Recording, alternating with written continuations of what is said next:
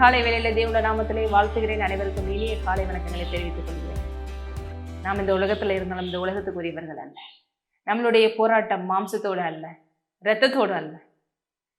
நமக்கு இல்ல எதிரி, அவன் பிசாசு, அவன் ஆவியா இருக்கிறான். ஆகவே அவனை ஜெயிக்க நமக்கு தேவன் ஒரு ஆயுதத்தை கொடுத்திருக்கிறார்.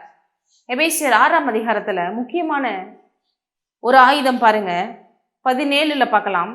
ரட்சணம் என்னும் தலைச்சிராவையும் தேவ வசனமாகிய ஆவியின் பட்டயத்தையும் எடுத்துக் கொள்ளுங்கள். ஆவியின் பட்டயம் எது? தேவனுடைய வார்த்தை, தேவ வசனமாகிய ஆவியின் பட்டயத்தை எடுத்துக் கொள்ளுங்கள். ஒரு போர் வீரன் கையில இருக்கிற பட்டயம், அது எப்படி எதிரியை வீழ்த்துவதற்கு அவனுக்கு எவ்வளவு முக்கியமான ஒன்றாக இருக்கிறதோ, அதே போல தேவ பிள்ளைகளாகிய நம்மளுடைய கையிலே தேவ வசனம், ஏதோ பைபிள் மாதிரி சும்மா கையில இருந்தா மட்டும் போதாது, அதுல இருக்கிற வசனங்கள் நம்ம இருதயத்திலே போய் அது வாயிலே வைத்து பேசி பிசாசை ஜெயிக்க வேண்டும். இது ஆவிக்குரிய ஒன்று. அப்ப ஆவிக்குரிய ஒன்றை என்ன பண்ணணும்? மாம்சத்துல செயல்படுத்தக்கூடாது. கையில சிலர்லாம் பைபிளை வச்சுட்டு அதை பண்றேன் இதை பண்றேன் அப்படி இல்லை. ஆவிக்குரிய வச்சுட்டு ஆவிக்குரியதான் செயல்படணும். அப்ப உள்ள இருந்து ஆவி மனிதன் அவனுடைய இருதயத்துல அதை அப்படியே விசுவாசித்து வாயில அறிக்கை செய்ய வேண்டும். அப்படி அதை தேவனுடைய ஆவியை அப்படி எடுத்து நம்ம சொல்லும் போது, வார்த்தை அப்படி வீசும்போது, அது பட்டயம் போல எதிரியை வீழ்த்துகிறது, பிசாசை ஓட செய்கிறது.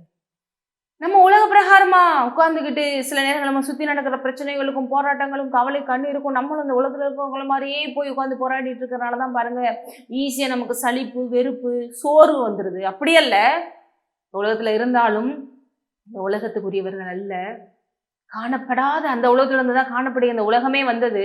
ஆகவே எல்லாத்துக்கு பின்னாலேயும் இருக்கிற அந்த பிசாசு, அந்த ஆவி, அந்த ஆவிக்குரிய உலகத்தை நம்ம கரெக்டா ஃபாலோ பண்ணி அதுல இருக்கிற விஷயங்களை, நம்ம தேவையில்லாத காரியங்களை இந்த ஜீவனுள்ள வார்த்தையாகிய ஆவியின் பட்டயத்தை கொண்டு அழித்து நம்ம ஜீவனை பிறப்பிக்க வேண்டும்.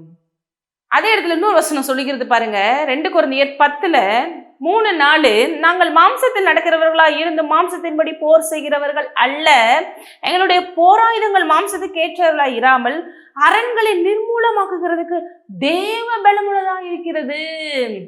எப்பேற்பட்ட அரண்கள்! சிலருக்கு பாருங்க, பிசாசனோட நேரம் லிட்டரலா வந்து கருப்பு ட்ரெஸ் போட்டுட்டு அப்படியே வந்து நிக்க மாட்டான், அப்படியே நம்மளை வந்து அடிக்கிறது கிடையாது.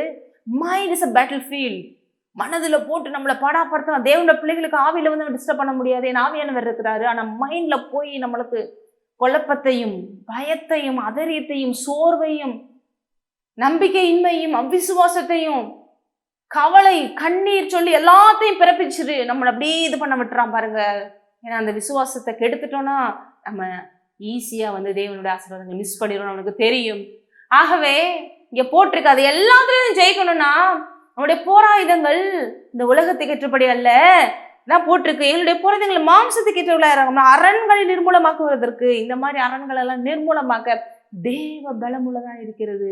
அது தேவனுடைய வார்த்தை. வார்த்தையை எடுத்து நம்ம பேசும்போது, விசுவாசித்து சொல்லும் போது, அது எல்லா விதமான மறந்துக்கிற காரியங்களை மாற்றி இந்த வார்த்தையில் இருக்கிற ஜீவனை நம்ம லைஃப்ல உண்டாக்குகிறது. ஆகவே இது உங்களுக்காகவும் பேசுங்க, மற்றவங்களுக்காகவும் பேசுங்க. இந்த உலகத்துல நம்ம நல்லா இருக்கணும்னா இந்த உலகம் நல்லா இருக்கிறது ரொம்ப முக்கியம், சுற்றி இருக்கிறவங்க நல்லா இருக்கிறது ரொம்ப முக்கியம். அப்ப சுற்றி இருக்கிறவங்களுக்காகவும் இந்த வார்த்தையை பேசி பேசி ஆசீர்வதித்து ஜெபம் பண்ணுங்க, பெரிய காரியங்களை காண்பீர்கள். ஜெபிப்போம். ஹல்லேலூயா. அப்பா, இன்றைய நாளிலிருந்து ஒவ்வொருவரும் தேவவசனமாக ஆவியின் பட்டயத்தை எடுத்துக் கொள்வார்களாக.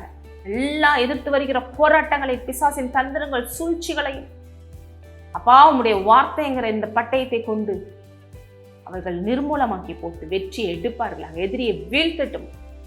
வசனம் அவர்கள் வாயிலே வைத்து விசுவாசத்தோடு பேசி தேவனே உம்முடைய நாமத்தை மகிமைப்படுத்தி பிசாசை துரத்தட்டும்.